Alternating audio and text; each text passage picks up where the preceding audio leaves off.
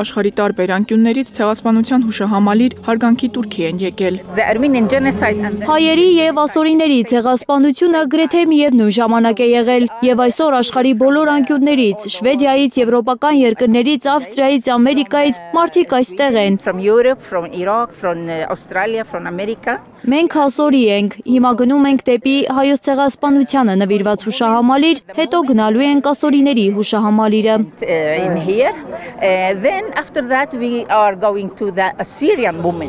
Օսմանյան կայսրությունը հայոց պատմության ամենադաժան ու արյունալի էջն է։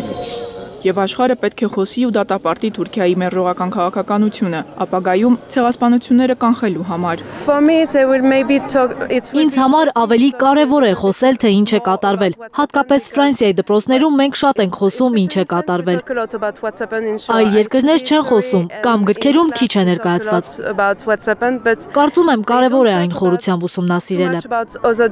Մի քանի օրով Հայաստան եկած իտալացի Լիոնը հասցրել է պատմական սարսափի մասին տեղեկանալ եւ որոշիչ եզրակացություններ անել։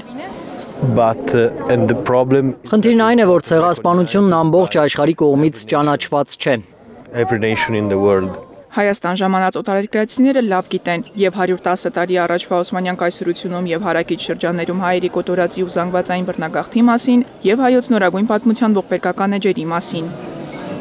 Դանիացի Պիտերը 2 տարի է Հայաստանում է։ Վերջերս է Դանիայի խորհրդարանում հանդիպել պատգամավորներին եւ քննարկել հայոց ցեղասպանության ճանաչման կարեւորությունը։ Համար ջանք ու պայքար է պետք, կարծում է Պիտերը։ Ես գիտեմ, որ 1915-ին թուրքերը սպանել են 1.5 միլիոն հայի։ Առաջին անգամ եմ այստեղ, տեսնելու թե ինչպես են հայերը հիշատակում այս օրը։ Ինչ կատարվել է Արցախում, պարզապես օրինակ է, թե ինչ է կատարվել 110 տարի առաջ։ Մենք պարտավոր ենք հիշել եւ աշխարհն էլ պարտավոր է ճանաչել։ Մարիամ Ամիրջանյան, Առաքել Օհանյան, Միլենա Պողոսյան եւ Սմբատ Ասլիկյան, Հայլուրի համար։